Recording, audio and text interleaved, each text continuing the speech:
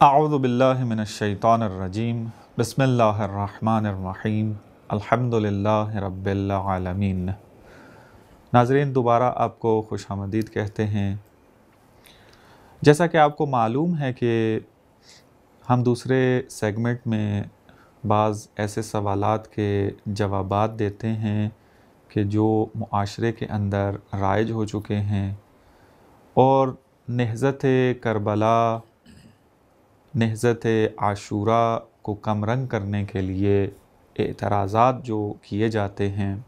ان کا جواب دینا ضروری ہے۔ تو لہٰذا اسی ایام محرم کی مناسبت کو مد نظر رکھتے ہوئے ہم نے یہ سلسلہ شروع کیا ہے۔ پچھلے پروگرام میں ہم نے ایک عنوان آپ کی خدمت میں بیان کیا تھا، وہ تھا لعن از دیدگاہ قرآن و سنت، کہ آیا لعن ایک مفہوم مقدس و قرآنی و الہی ہے یا نہیں۔ تو پچھلے پروگرام کا نتیجہ یہ نکلا تھا کہ لعن قرآن میں بھی آیا ہے اور پیغمبر کی سیرت میں بھی وارد ہوا ہے کہ انہوں نے بعض افراد، بعض طبقات اور بعض صفات کے حامل افراد پر لعن کی ہے، اور لعن کے مفہوم کو کھولا اور بیان کیا کہ لعن خدا کی رحمت سے دوری کا معنی رکھتا ہے۔ خداوند متعال کی جانب ہو تب بھی رحمت سے دوری مراد ہوتی ہے، اور اگر انسان کی طرف سے ہو تو یہ بد دعا کے معنی میں ہوتا ہے، اور اس سے مراد بھی یہی ہوتی ہے کہ خدا جو ہے تمہیں اپنی رحمت سے دور کرے۔ اور پھر یہ بیان کیا کہ لعن اور سب و شتم، گالی گلوچ، ان کے درمیان فرق ہے، مساوی نہیں ہے۔ یہ لعن ایک الہی فعل ہے، قرآن کے اندر موجود ہے، ایک مقدس ہے چونکہ قرآن میں آیا ہے اور خدا نے انجام دیا ہے یہ فعل۔ لیکن گالی گلوچ ایک برا فعل ہے اور قرآن نے اور سنت پیغمبر نے اس سے منع کیا ہے۔ ہم اپنے اس پروگرام کو آگے بڑھاتے ہیں، چونکہ پچھلے پروگرام میں بھی یہ بیان کیا تھا کہ ہمارا جو اصل موضوع ہے وہ ہے کہ ایک نظریہ پایا جاتا ہے مکتب اہل سنت کے اندر کہ یزید کے اوپر لعن کرنا چاہیے یا نہیں۔ تو ایک طبقہ موجود ہے علماء کا جو قائل ہے کہ یزید کو لعن نہیں کیا جا سکتا۔ تو ہم اسی کا جواب لینے کے لیے جو ہے وہ اس پروگرام کا انعقاد کیا ہے، اور آج ہم اسی کو ہی فوکس کر کے اور اس کے اوپر اس کو محور بناتے ہوئے اپنے علماء سے اس کا جواب طلب کریں گے۔ اور اس پروگرام پر گفتگو کرنے کے لیے ہم نے دعوت دی ہے جناب مولانا سید طاہر نقوی صاحب کو اور جناب مولانا جمشید علی صاحب کو۔ خوش آمدید کہتے ہیں کہ آپ تشریف لائے دوبارہ اور اس اہم موضوع پر گفتگو کریں گے۔ پروگرام کا آغاز ہم آغا سید آپ سے کرتے ہیں۔ پچھلے پروگرام کو ہی ہم تسلسل دیتے ہیں۔ ایک سوال کہ جو پچھلے پروگرام سے ریلیٹڈ ہی بنتا ہے کہ جب یہ ثابت ہو گیا کہ لعن جو ہے وہ الہی فعل ہے، ایک مقدس فعل ہے، تو اب اس کو کوئی بھی انکار نہیں کر سکتا کہ یہ غلط چیز ہے۔ لیکن پھر بعد میں ہم دیکھتے ہیں کہ بعض علماء کی طرف سے، مکتب اہل سنت کی طرف سے یہ سننے کو ملتا ہے، وہ کہتے ہیں کہ وصفی لعن کے ہم بھی قائل ہیں، اور شخصی طور پر کسی کو لعن کرنا جو ہے وہ جائز نہیں ہے۔ میں چاہوں گا پہلے تو آپ وصفی لعن اور شخصی لعن سے کیا مراد ہے اس کی وضاحت فرما دیں، اور پھر اس کو وضاحت فرمائیں کہ آیا واقعاً قرآن کی روح سے، سنت پیغمبر کی روح سے فقط وصفی لعن جائز ہے، یا نہ ہمارے پاس ایسے موارد ملتے ہیں کہ جہاں پر شخص کے اوپر بھی لعن کی گئی ہے۔ بسم اللہ الرحمن الرحیم وبہ نستعین وہو خیر ناصر و معین، اللہم صلی علی محمد و آل محمد وعجل فرجہم۔ بہت اساسی نقطے کی طرف آپ نے اشارہ کیا ہے، اور میں چاہوں گا کہ پہلے تمہید کے طور پہ ایک تذکر یہاں پر بیان کروں کہ یہاں پر جو ہم لعن کو لے کر آئے ہیں، آپ نے بھی یہاں پہ اشارہ فرمایا ہے اور فوکس کیا ہے اس چیز کو کہ یہاں پہ ہمارا مراد یزید ہے، ہماری مراد ہرگز مقدسات اہل سنت یہاں پر مراد نہیں ہیں، بلکہ ہمارے علماء اور مراجع جو تشیع کا شاخص ہیں اور تشیع کی پہچان اور ذمہ داران ہیں، زعماء تشیع ہیں، اور انہی کا قول جو ہے وہ حجت ہونا چاہیے اور ہے۔ انہوں نے صریحاً جو ہے یہ فرمایا ہے کہ مقدسات اہل سنت کی توہین کرنا حرام ہے اور گناہ کبیرہ اور ناقابل بخشش گناہ ہے، اور اس ضمن میں آیت اللہ سیستانی، آیت اللہ خامنائی کے فتاوی موجود ہیں اور لوگ مراجعہ کر سکتے ہیں۔ تو یہاں پر اور پھر یہ ہے کہ جو لوگ لعن طعن کرتے ہیں یا تو جہلاء ہیں، عوام الناس ہیں، معاشرے کے بالکل عام لوگ ہیں کہ جن کی بات کی کوئی حیثیت نہیں، یا پھر خائنین ہیں، یعنی جو آپ سمجھیں کہ MI6 ایجنٹ ہیں جو کہیں سے جو ہے وہ پلانٹڈ ہیں، اور جی ہاں، اور لعن طعن سے مراد ہماری وہی توہین، گالی گلوچ جو کہ ہمارے معاشرے میں ایک مفہوم پایا جاتا ہے، اور وہ اس سے پھر آگے مقدسات اہل سنت کو، ہاں فرقہ واریت کو جو ہے وہ فروغ ملتا ہے، وہ مراد لے رہے ہیں ہم یہاں پہ کہ یہ ہماری بحث میں یہ مراد نہیں ہے۔ اور مورد بھی جو ہم نے کیا چونکہ ایام محرم ہیں تو اس میں ہم یزید ہی کے بارے میں بات کر رہے ہیں کہ یہ اس کے اوپر لعن جائز ہے۔ تو اب آتے ہیں یہاں پر، اور یہیں سے ایک نقطہ جو ہے وہ یہاں بیان کرنا ضروری سمجھتا ہوں کہ جو لوگ کہتے ہیں کہ برے کو برا نہ کہیں، تو یہاں پر دیکھیں ایک بہت اساسی، یعنی عقلی اعتبار سے بھی آپ دیکھیں یا قرآنی حدیثی اعتبار سے بھی، تو یہ نقطہ انتہائی بے احساس ہے، اور انتہائی جو ہے وہ ایک لغو چیز ہے کہ غلط چیز ہے کہ آپ برے کو برا نہ کہیں، بلکہ نہیں، ایسا نہیں ہے، آپ برے کو برا کہیں اور اچھے کو اچھا کہیں، اچھے کو برا نہ کہیں۔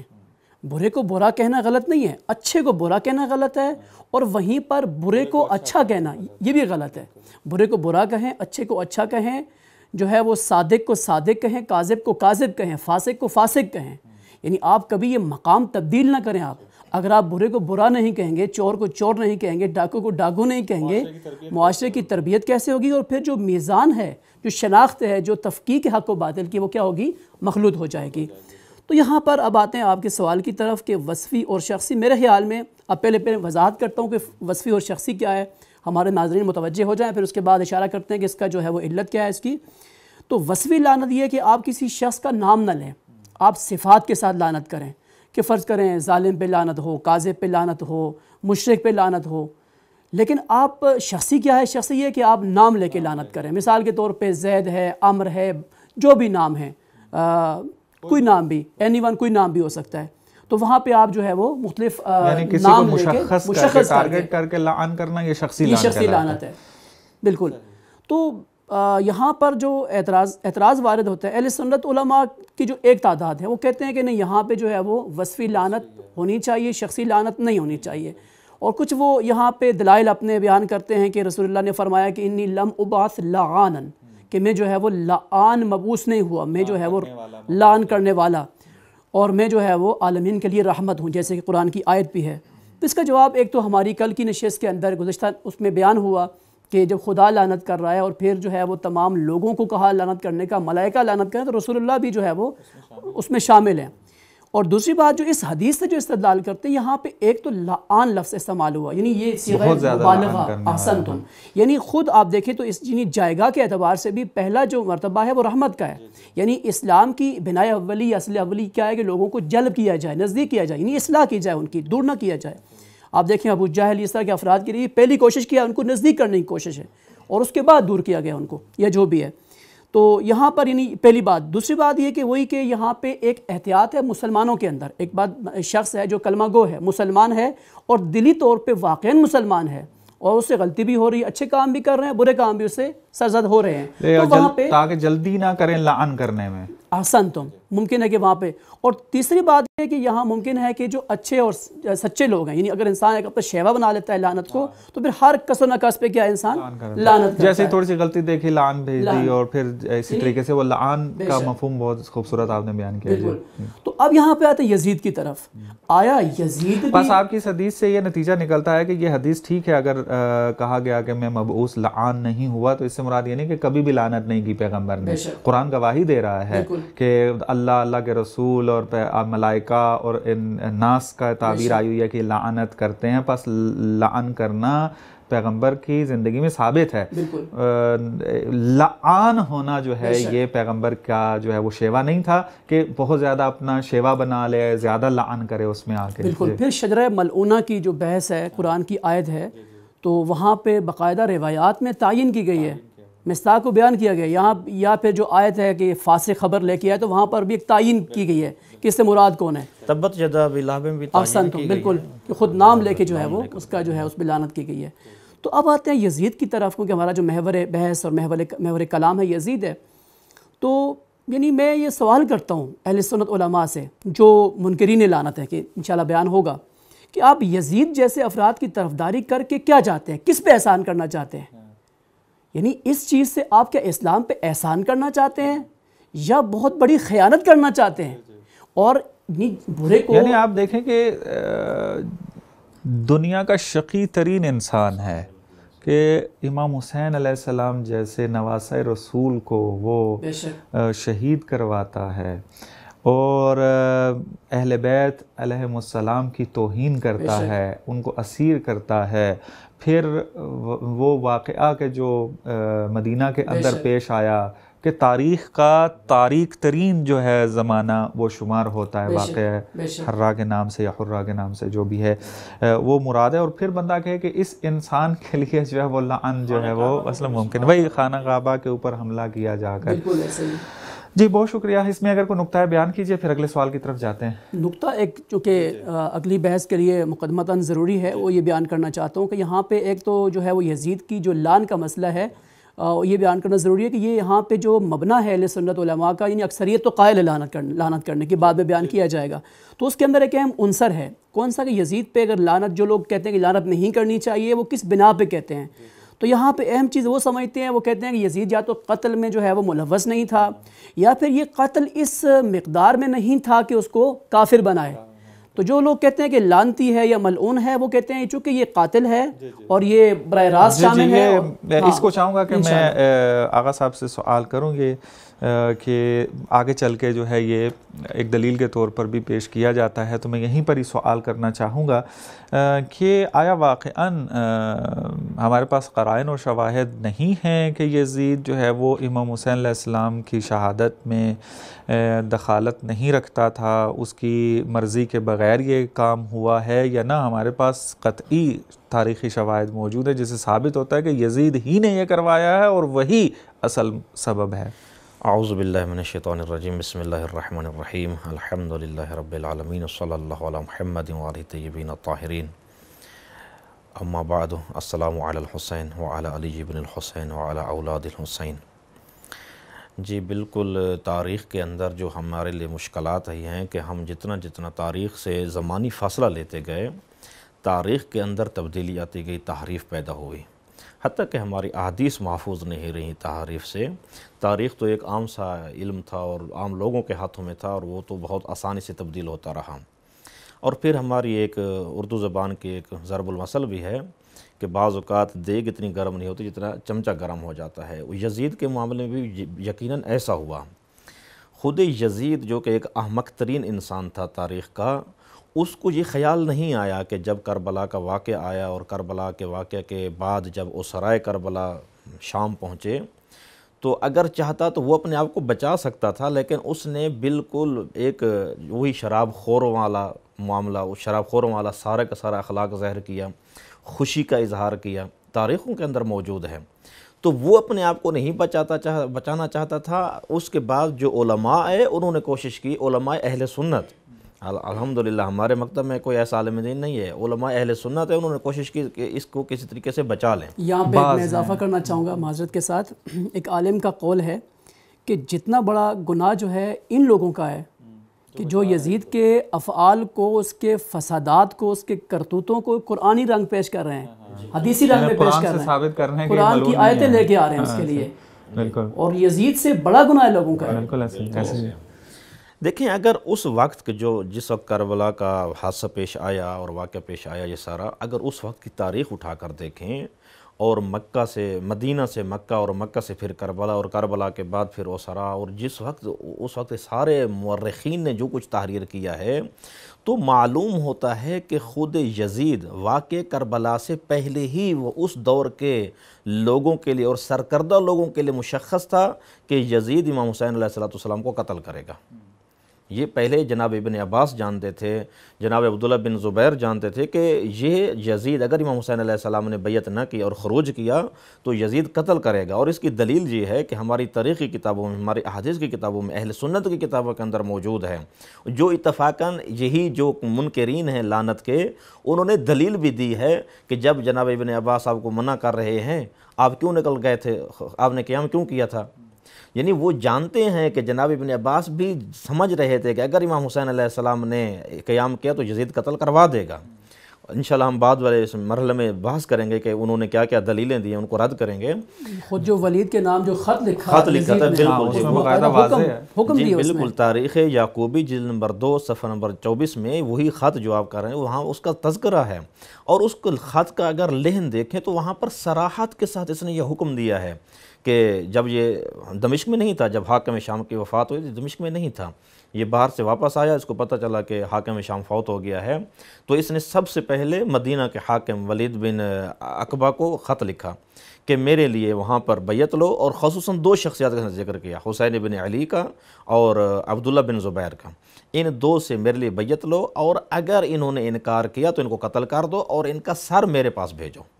یہ اس تاریخ یعقوبی کے اندر الفاظ موجود ہیں،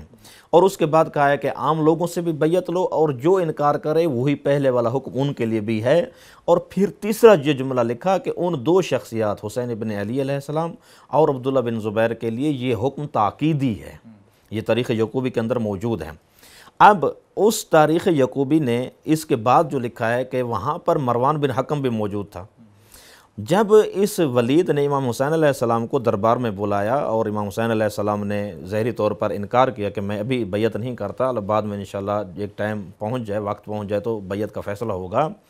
اس مروان بن حکم نے اس ولید کو کہا کہ آج حسین کے سر اتارنے کا موقع ہے، اگر آج حسین کا تو نے سر نہ اتارا تو حسین تیرے ہاتھ میں نہیں آئے گا۔ اب یہاں پر ولید بن حکم نے نہیں کہا کہ مجھے یزید نے حکم نہیں دیا سر اتارنے کا یا قتل کرنے کا، بالکل نہیں بولا، بلکہ اس کے بعد یہاں پر تاریخ طبری نے چپ ہو گیا ہے، اس نے نہیں لکھا۔ اس کے بعد الامامت و سیاست کے اندر انہوں نے یہ تحریر کیا ہے کہ ولید نے یہ جواب دیا کہ آپ جس کام کا مجھے مشورہ دے رہے ہیں، اگر مجھے اس دنیا کے اندر موجود ہر وہ چیز جس پر سورج چمکتا ہے مجھے عطا کر دی جائے تو پھر بھی میرے لیے گھاٹے کا سودا، نقصان کا سودا ہے، میں یہ نہیں کرنے کے لیے تیار نہیں ہوں۔ اب مروان بن حکم کے سوال اور ولید کے جواب سے معلوم یہ ہوتا ہے کہ ولید بھی جانتا تھا کہ یزید کا حکم کیا ہے، اور مروان بھی جانتا تھا کہ یزید نے کیا حکم دیا ہے، اور اب ان 2 تاریخوں کو الامامت و سیاست جلد نمبر 1 صفحہ نمبر 175 تاریخ یعقوبی جلد 2 کے اندر موجود ہے۔ اور جب یزید نے سنا، یہ تیسرا شاہد ہے، جب یزید نے سنا اور اس کو پتہ چلا کہ ولید نے مروان کا مشورہ نہیں مانا، اس نے فوراً ولید کو حکومت سے، اس مدینہ کی حکومت سے معزول کر دیا، اور اس کی جگہ عمر بن سعید کو یا عمر بن سعید کو اس نے حاکم بنا دیا۔ اب یزید کا یہ فعل کہ ولید کو حکومت سے سائڈ پہ کر دیتا ہے اور عمر بن سعید کو مدینہ کا حاکم بناتا ہے، آیا یہ اس بات کی دلالت نہیں کرتا کہ ولید نے جو کام کہا، یزید نے جو کام کہا تھا ولید نے وہ انجام نہیں دیا، اور وہ کام کیا تھا؟ وہ قاتل امام حسین علیہ السلام تھا۔ اس کے بعد اگر اتنے تک یہ 2 کتابیں، اب اس کے بعد دیکھیں وہی چیز کہ عبداللہ بن عباس، عبداللہ بن جعفر اور بہت ساری شخصیات آئیں، انہوں نے امام حسین علیہ السلام سے یہ عرض کیا کہ آپ اگر اس وقت باہر قیام کرتے ہیں تو یزید ایک فاسق، فاجر، ظالم انسان ہے، وہ آپ کو شہید کر دے گا۔ یعنی اس وقت کے جو سرکردہ سیاسی لوگ تھے، جن کے معاشرے کا اندر ان کا سیاسی مقام تھا، وہ بھی جانتے تھے کہ یزید قتل کروائے گا، وَإِلَّا ان کو علم غیب تو نہیں تھا کہ وہ آ کر امام حسین علیہ السلام کو منع کر رہے تھے، اور کسی نے یہ نہیں کہا کہ تمہیں کوفہ کا حاکم شہید کر دے گا، قتل کر دے گا، یا تمہیں مدینہ کا حاکم قتل کر دے گا، مکہ کا حاکم، نہ، سب نام یزید کا لے رہے تھے۔ اور خود اس نے جناب طبری نے امام حسین علیہ السلام سے نقل کیا ہے کہ جب یہ شخصیات ملنے کے لیے آئیں تو امام حسین علیہ السلام نے اقرار کیا، میں بھی جانتا ہوں کہ یزید مجھے قتل کرے گا، میں قیام کروں یا نہ کروں، میں مکہ چھوڑ کر جاؤں یا نہ جاؤں، یزید مجھے قتل کرنا چاہتا ہے۔ تو جو خط لکھا تھا یزید نے حاکم شام کو، اس خط کے اندر دو شخصیت کے لیے خصوصاً اس نے ذکر کیا. جی حاکم مدینہ کو جو خط لکھا تھا وہ اس کے اندر دو شخصیت کا خصوصی ذکر کیا، حسین بن علی علیہ السلام اور عبداللہ بن زبیر کا، کہ ان کو حاضر کرو، ان سے میری بیعت لو، اور اگر یہ بیعت نہ کریں تو ان کا سر میرے پاس بھیج دو. اور اس کے بعد تیسرا جملہ اس کا یہ تھا کہ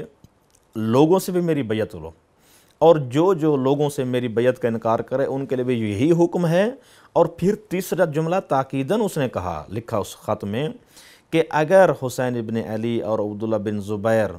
کے انکار کریں تو ان کے بارے میں اس حکم کی میں تاکید کرتا ہوں. تو دیکھیں تاریخ یعقوبی کے اندر یہ چیزیں موجود ہیں. اس وقت کی جتنی بھی کتابیں، تاریخی کتابیں، ان کو اٹھا کر دیکھ لیں، یہ خط موجود ہے. فخذ حسینا و عبداللہ بن عمر و عبداللہ بن زبیر بالبیت اخذا شدیدا ولیست فیہ رخصۃ حتی یبایعوا، کہ ان تین اس تعبیر کے مطابق تین شخصیت کا نام لیا گیا ہے، حسین بن علی علیہ السلام، عبداللہ بن عمر اور عبداللہ بن زبیر کا، ایک ان کو اخذا شدیدا،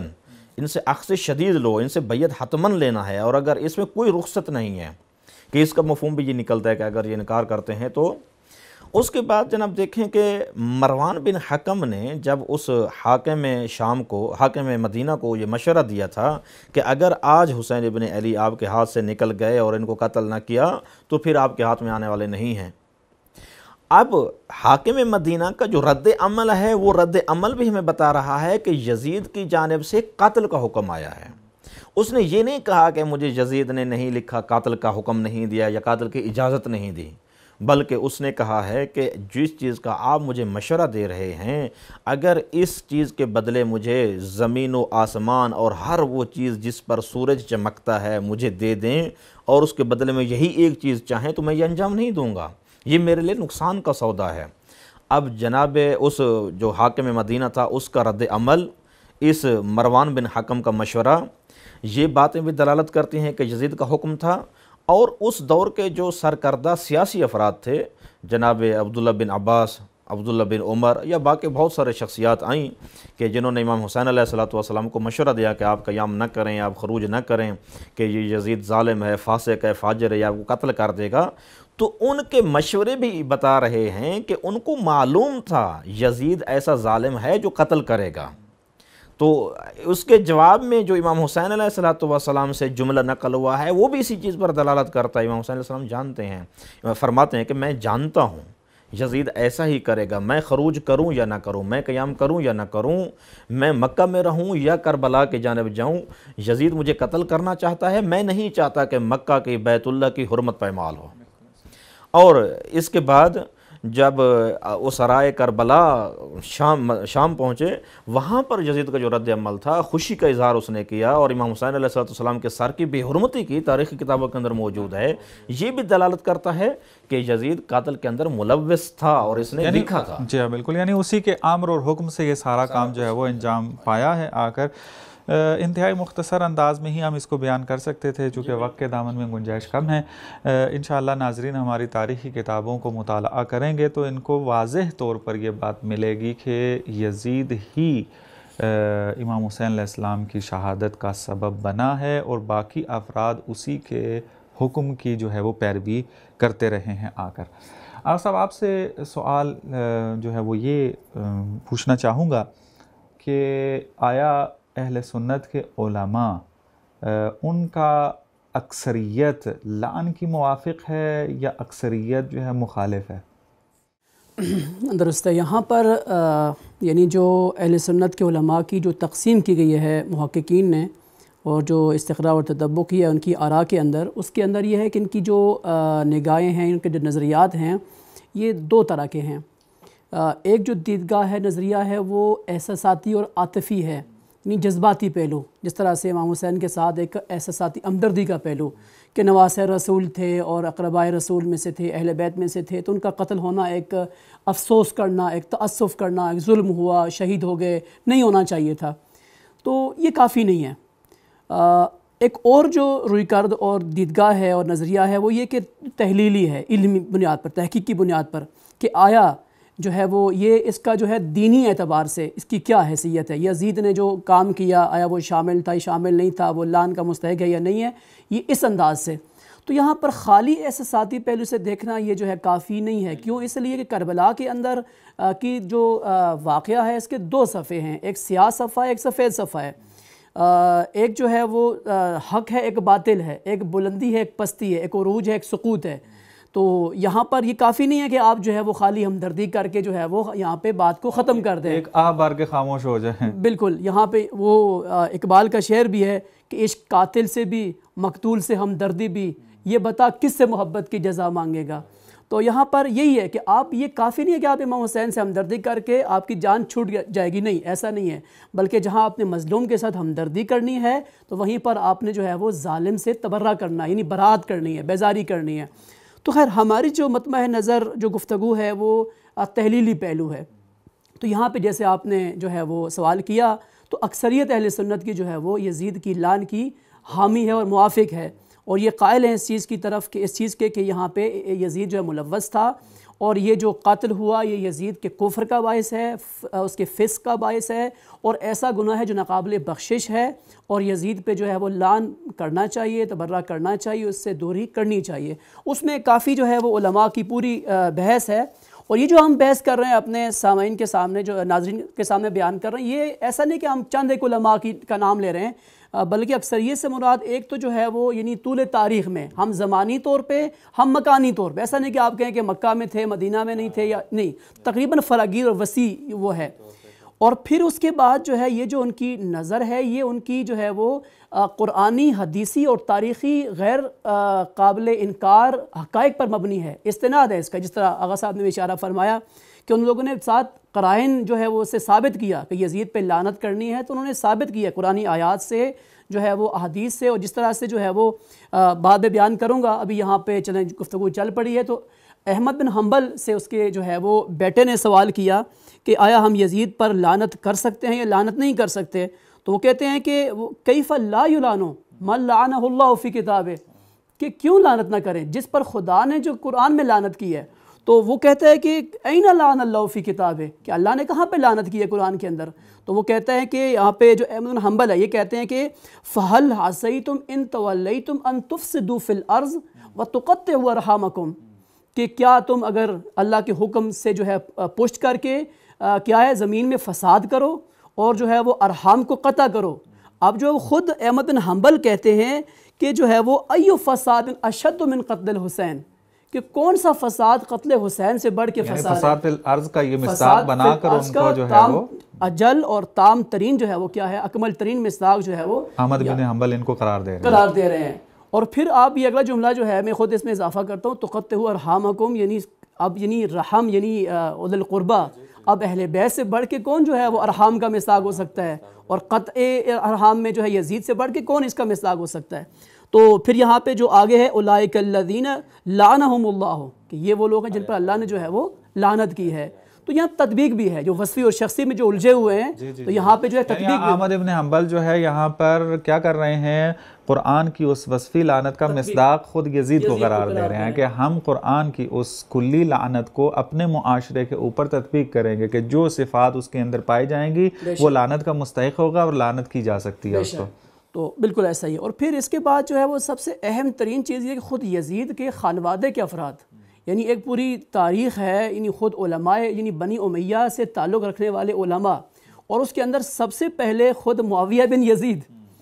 امیر معاویہ کے جو پوتے ہیں، اور یزید کا بیٹا معاویہ بن یزید جو ہے اس کا خطبہ ہے، باقاعدہ تاریخ میں ملتا ہے، اور اس نے اعلانیہ کہا کہ یہ خلافت ہمارا حق ہی نہیں تھا، بلکہ اس نے سرے سے جو ہے وہ بنی امیہ کہا کہ اس کا حق نہیں تھا، یہ آل محمد کا حق تھا. باقاعدہ یہ خطبہ پڑھیں ناظرین جو ہے وہ پڑھے، اس میں نکات بیان کیے. خود یزید کا بیٹا ہے، یا تو آپ کہیں نا کہ یہ یزید کے ساتھ اس کا کوئی سیاسی جو ہے مسائل تھے یا کوئی خاندانی مسائل تھے، تو یہاں پر. اور اس کے بعد جو ہے وہ ابو الفرج اصفہانی، اس سے پہلے خود عمر بن عبدالعزیز، یہ اموی بادشاہ گزرے ہیں اور ان کے بڑے کارنامے ہیں تاریخ کے اندر. اور ہم یہاں سے ہم بتاتے ہیں اپنے ناظرین کو کہ ہم جو ہے وہ کبھی بھی یہاں پہ کسی کی طرفداری کے قائل نہیں ہیں. اور یہاں پہ اگر عمر بن عبدالعزیز نامی اموی بادشاہ بھی اگر کوئی نیک کام کرتا تو ہم اس کی تعریف کرتے ہیں. تو یہ خود سر عام اپنے جو ہے وہ یزید کے بارے میں کسی نے اس کے سامنے یزید کو کہا امیر المومنین، تو اس نے سختی سے بات تقبیح کی، اس کی مذمت کی کہ آپ کو یہ کیا حق ہے کہ اس بندے کو آپ جو ہے یہ لقب دے رہے ہیں، ملقب کر رہے ہیں اس چیز سے. اور اس کے بعد جو ہے وہ ایک ابو الفرج اصفہانی، یہ بھی اموی ہیں، ان کی کتاب ہے مقاتل الطالبین، تو اس کے اندر یہ کہتے ہیں کہ خلافت کلن جو ہے وہ آل علی کا حق تھا، اور یہ جو ہے وہ بنی امیہ کا حق نہیں تھا۔ اس کے بعد جو ہے وہ حسن بصری یعنی اہل سنت کی بہت مانی ہوئی شخصیت ہیں، یعنی عرفانی اعتبار سے بھی، تصوف کے اعتبار سے بھی، کلامی اعتبار سے بھی، تو بڑا ان کا مقام ہے بڑی تمام تر جو ہے وہ مکاتب کے اندر۔ تو یہ بھی یہاں پر جو ہے نہ فقط یزید کو برا کہتے ہیں، نہ فقط یزید کے لعن کے قائل ہیں، بلکہ مسببین یزید، یعنی جو لوگ یزید پرور ہیں، جو تفکر یزید کو لے کے آ رہا ہے، یزید کو لے کے آ رہا ہے، کہتے ہیں یہ سب پہ کیا ہے؟ اللہ کی لعنت ہے۔ اور اس کے بعد جو ہے وہ خود ابو حنیفہ جو اہل سنت کے ایک بہت بڑی تعداد میں جو حنفی مسلک لوگ ہیں، ان کے جو مؤسس ہیں اور بانی ہیں، ان کا باقاعدہ پوری ان کی ہسٹری ہے، ان کا قیام کی تاریخ ہے بنی امیہ کے بادشاہوں کے مقابلے میں۔ اس کے بعد جو ہے وہ آگے جو ہے ابن رشد کو آپ دیکھیں، تفتازانی کو دیکھیں، ابن خلدون کو دیکھیں، اس کے بعد ذہبی کو آپ دیکھیں، فضل ابن روزبہان، یعنی تقریباً تمام تر جو ہے تاریخ کو آپ دیکھیں تو یہاں پہ اکثر لوگوں نے کیا ہے تصریح کی ہے اور تعیین کی ہے کہ یزید جو ہے وہ مورد لعن ہے، اور بعض نے یہ بھی کہا ہے کہ جو لعن نہیں کرتا اس پہ بھی خدا کی لعنت ہو۔ بہت شکریہ آغا صاحب، وقت کے دامن میں گنجائش کم رہ گئی، میں چاہوں گا کہ مختصر انداز میں جو ہے آپ اس سوال کا جواب دیں کہ قرآن سے لعن واضح ہے، سیرت سے لعن واضح ہے، اور پھر دخالت یزید بھی ثابت ہو گئی ہے، پھر موافقین جو ہیں انہوں نے مختصر طور پہ جو ہے وہ بیان کر دیے کہ لعن کو جائز سمجھتے ہیں، اور بزرگان اہل سنت ہیں، ان کے علماء جن کی یہ پیروی کرتے ہیں، لیکن پھر بھی بعض ایسے افراد کیوں یزید کی لعن کو جائز قرار نہیں دیتے؟ کیا وجہ ہے اس کی؟ جی بالکل، علماء اہل سنت میں اگر دیکھا جائے تو جو سب سے پہلے صراحتاً جس نے لعنت کا انکار کیا، اگرچہ اس سے پہلے اشارتاً ملتے تھے، لیکن جس نے آ کر صراحت کی ابو حامد غزالی تھے، جو ظاہراً 505 ہجری میں فوت ہوئے۔ انہوں نے اپنی کتاب احیاء العلوم میں لکھا ہے کہ میں نہیں سمجھ سکتا، اور میرے لیے قابل یہ غور چیز ہے کہ آیا یزید قتل حسین میں مداخلت رکھتا تھا یا نہیں رکھتا تھا،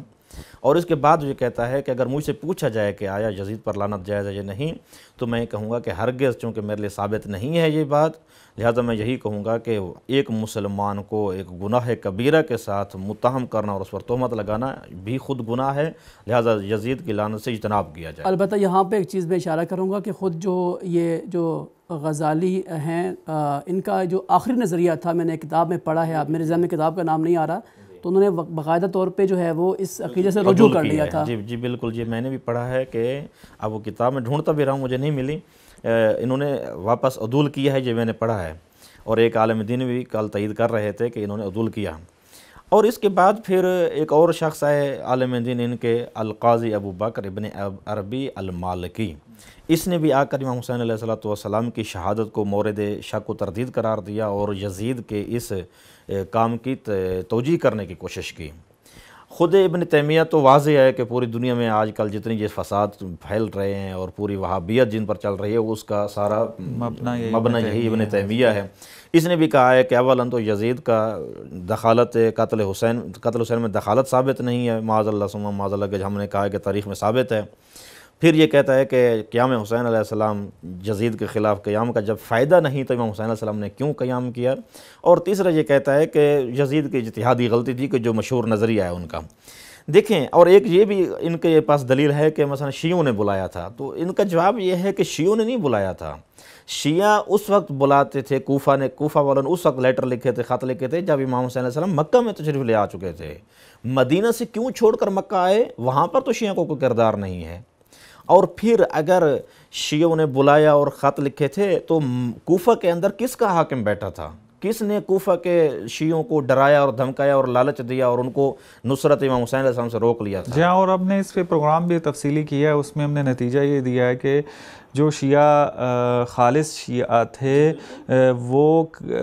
تاریخ میں آپ ایک مورد نہیں دکھا سکتے کہ وہ قتل امام حسین، شہادت امام حسین کے اندر ان کا کوئی کردار ہو یا انہوں نے نصرت نہ کی ہو آ کر۔ ہاں، یہ بیان کیا تھا کہ اس میں شیعہ کے مختلف جو ہیں وہ درجات بیان کیے جاتے ہیں، مثلا حب اہل بیت کو بھی شیعہ کے عنوان سے دیکھا جاتا ہے، اور یہ ذہبی نے اور دوسرے نے اپنی کتابوں میں جو ہے وہ لکھا ہے۔ تقریباً 9 ہجری تک جو شیعہ کی اصطلاح ہے، یہ جو لفظ شیعہ کی ہے، یہ یہاں پہ شیعہ حبی یعنی جو بھی اہل بیت سے خالی محبت کرتا ہے یا علی علیہ السلام کی فضیلت کا قائل ہے تو اس کو بھی وہ شیعہ کہتے ہیں۔ دیکھ لیں کہ مستدرک حاکم لکھنے والے جو بزرگ ہستی ہیں ان کے بارے میں بھی ذہبی جیسی شخصیت کہتی ہے کہ نسائی کے بارے میں مالا الی التشیع مثلا الی الرفض یا اس طرح کا لکھ دیتے ہیں آگے۔ جی تو انہوں نے جو دلیلیں جو اپنی طرف سے گھڑی ہیں کہ دیکھیں ایک دلیل ان کی یہ کہ یزید حاکم وقت تھا اور معاذ اللہ امام حسین علیہ السلام فساد پھیلانے کے لیے اٹھ رہے تھے تو اس کا وظیفہ تھا، فریضہ تھا کہ اس کو روکے۔ دیکھیں اصل اسلام کو جب آپ نہیں سمجھیں گے اور اصل اسلام کو چھوڑ کر آپ فقط ایک خلیفے کو اور ایک من گھڑت ایک فاسق فاجر انسان کو بچانے کی کوشش کریں گے تو وہاں تمہارے لیے سوال پیدا ہوتے ہیں کہ یہ فساد ہے۔ اصل اسلام ڈوب رہا ہے۔ امام حسین علیہ السلام کا فرمانا ہے ان الحق لا یعمل بہ وان الباطل لا ینہی عنہ، حق کا اصلا عمل نہیں کیا جا رہا، باطل سے روکا نہیں جا رہا، اور آپ کہتے ہیں کہ امت کی وحدت باقی رہے۔ امت کی وحدت کس قیمت پر باقی رہے؟ اچھا پھر ایک دلیل جو ابن تیمیہ نے دی ہے کہ دیکھیں جی اس کا کوئی فائدہ نہیں تھا، قیام کا کوئی فائدہ نہیں تھا۔ اگر قیام کا کوئی فائدہ نہیں تھا تو آج 1400 سال بعد تم حسینیت کے راستے روکنے کیوں ہو؟ تم پاکستان میں، ہندوستان میں، اکثر ممالک میں کیوں جلوسوں کو رکواتے ہو؟ کیوں تم یا حسین کی صدا سے ڈرتے ہو؟ کیوں تم کوشش کرتے ہو کہ حکومتوں کے اندر گھس کر تشیع اور تشیع کی اذان اور تشیع کے مکتب پر پابندی کی کوشش کرتے ہو؟ اگر فائدہ نہیں تھا تو رہنے دو، ہمیں جانے دو، ہم جس طرح جا رہے ہیں ہمیں جانے دو۔ تشیع کا یہی چیز تمہاری دلالت کرتی ہے کہ قیام امام حسین علیہ السلام کا فائدہ تھا اور ہے اور رہے گا، قیامت تک رہے گا۔ جو کہ تم اس وقت فقط اپنے اس یزید کو اصحابی کا نجوم کی حدیث گھڑ کر اس کو بچانا چاہتے ہیں تو وہ نہیں بچ سکتا۔ امام حسین علیہ السلام جانتے تھے کہ میرے قیام کا فائدہ ہے اور ہر صاحب عقل انسان اس فائدے سے فائدہ اٹھائے گا، استفادہ کرے گا اور حق کی جانب آئے گا۔ اور یہ قیام کربلا میں جو تم نے دلیل گھڑ لی کہ دنیا طلبی تھی تو یہ بات بھی واضح ہے کہ امام حسین علیہ السلام دنیا طلب کے لیے، یہ تو ایک بھونگا سا ایک اتہام ہے، تہمت امام حسین علیہ السلام پر کہ دنیا کے لیے اگر امام حسین علیہ السلام کے کلمات کا مطالعہ کیا جائے، اور پھر دوبارہ تاکید کروں گا کہ ناظرین جو ہیں وہ امام حسین علیہ السلام کے کلمات کو خود جا کر مطالعہ کریں تو پتہ چل جائے گا کہ امام حسین علیہ السلام نے قیام کیوں کیا تھا آگے۔ تو یہ توجیحات ہیں واقعی جو بیان کی جا پھر جو اپنے ساتھ افراد لے کے جا رہے ہیں 72 یا اس کے لگ بھگ افراد ہیں، آپ دیکھیں یعنی بہت بڑا لشکر لاٹھیاں تو لے کے جا رہے ہو۔ یعنی اگر جنگ کرنی ہوتی، دنیا کی طلبی ہوتی اس کے اندر تو وہاں 30,000 کا اگر لشکر موجود تھا تو مقابل میں 40 کا لے کر جاتے یا کم از کم ہزاروں کی تعداد میں لے کر جاتے۔ یہ ایک چھوٹا سا لشکر لے کر جا رہے ہیں، 72 کی تعداد یا 72 سے کچھ زیادہ مثلا لے کے جاتے اور پھر دنیا طلبی تو اس میں پائی نہیں جاتی۔ کے بارے میں اگر سید مقامت سید حسن نصر اللہ کا جملہ بولا جو انہوں نے اسرائیل کے بارے میں بولا تھا، یہ توجیحات لا اوہن من بیت العنکبوت، جی بالکل، فقط ایک شخص کو بچانے کے لیے جو ان کے محبوب شخصیت صحیح ساری انہوں نے توجیہات گھڑی ہیں، وہی تاریخ کا طالب علم جانتا ہے۔ مثلا آپ دیکھ لیں کہ جناب غزالی کی اگر زندگی کو دیکھیں تو جناب غزالی ایک عارف شخصیت معروف ہیں اور عرفان بھی ان کا جو ہے وہ فردی حیثیت سے رکھتا ہے، اجتماعی۔ مثلا اگر آپ نے دیکھنا تو اجتماعی عارف امام خمینی تھے کہ زاہد ترین انسان ہے لیکن ایک اسلام کے سر بلندی کے لیے انہوں نے اجتماعی کام بھی کیے ہیں۔ تو ایک سنت کے اندر جو جی بالکل ایسے ہی ہے۔ تو وہ ایک نظریہ یہ دے رہے ہیں بچنے کی خاطر کہ کہیں مجھ سے کوئی غلطی سرزد نہ ہو جائے آ کے، تو ہم یہی کہہ سکتے ہیں شاید جناب غزالی کا تاریخی مطالعہ کم تھا جس کی بنیاد پہ وہ یہ نتیجہ لے رہے تھے کہ میرے لیے دخالت جو ہے وہ ثابت نہیں ہے۔ عجیب ہے اور یہ توجیحات کر سکتے ہیں، لیکن جناب غزالی نے جس بنا پر ابن ملجم کو لعنت کا مستحق قرار دیا ہے اس سے زیادہ تواترات تو قضیہ امام حسین علیہ السلام وہی کہہ رہا ہوں نا، اس میں آ کے بہرحال صورتحال جو ہے وہ اسی طریقے ہی بنتی ہے۔ اور پھر وہ ابن عربی تو وہ تو واضح ہے جو تاریخ ہے، ابن عربی دو ہیں، ایک عارف ہے اور ایک جو تاریخی کتاب متکلم ہے، تو وہ مراد ہے یہاں پر۔ اس نے تو خود یہ لکھا ہے کہ امام حسین علیہ السلام خود اپنی جو ہے وہ تلوار سے جو ہے وہ بسیف جد اپنے جد کی تلوار سے، تو اس کا بغض تو اور اس کا نصب تو وہیں سے جو ہے وہ واضح ہو رہا ہے۔ تو یہ آ کر توجیحات ایسے افراد کر رہے ہیں۔ اس جملے کی ڈاکٹر طاہر حسین نے جواب بھی دیا ہے کہ یہ جو جملہ ہے بے سیف جد ہی، انہوں نے کہا کہ نہ اصلاً یہ اس کا اشتباہ ہے، امام حسین علیہ السلام پر واجب تھا، طاہر حسین کہتے لازم تھا کہ امام حسین قیام کرتے ہیں کیونکہ حالات ایسے بن چکے تھے۔ جی بہت شکریہ، پروگرام جو ہے وہ اس کا وقت جو ہے ختم ہو گیا ہے، بہت شکر گزار ہیں کہ آپ تشریف لائے۔ ناظرین آپ نے دیکھا کہ موضوع تو بہت وسیع تھا، بہت سارے مطالب ہیں اس میں بیان کرنے کے لیے، جیسا کہ بار بار تاکید کر رہا ہوں، آج بھی تاکید کرتا ہوں کہ یہ جو پروگرام یہاں پر منعقد کیے جا رہے ہیں اس کے اندر ہم فقط مختصر طور پہ ابحاث بیان کرتے ہیں، آؤٹ لائن بیان کرتے ہیں، تاکہ جو اہل علم ہیں، اہل مطالعہ ہیں، وہ ان فرمودات کی روشنی میں جا کر مزید مطالعہ کریں۔ چونکہ ہمارا ایک ہدف یہ ہے ان پروگراموں کے ذریعے کہ اپنے مومنین اور مسلمین کے درمیان جو ہے وہ مطالعے کی ایک ثقافت کو زندہ کیا جائے۔ تو بعض سوالات جو ہیں یہاں پر اٹھا کر ان کا مختصر سا جواب طلب کیا جاتا ہے، اگر پھر بھی تشفی جو ہے وہ نہیں ہوتی تو یہ آپ کی جستجو کے اس غریزے کے زندہ ہونے کی علامت ہے کہ آپ خود جائیں اور کتابوں کا مطالعہ کر کے ایک نتیجے تک پہنچنے کی کوشش کریں۔ انشاءاللہ ہم دوبارہ آپ کی خدمت میں حاضر ہوں گے نئے موضوع کے ساتھ، نئے سوالات کے ساتھ، نئی شخصیات کے ساتھ۔ تب تک کے لیے اجازت دیجیے۔ والسلام علیکم ورحمۃ اللہ وبرکاتہ۔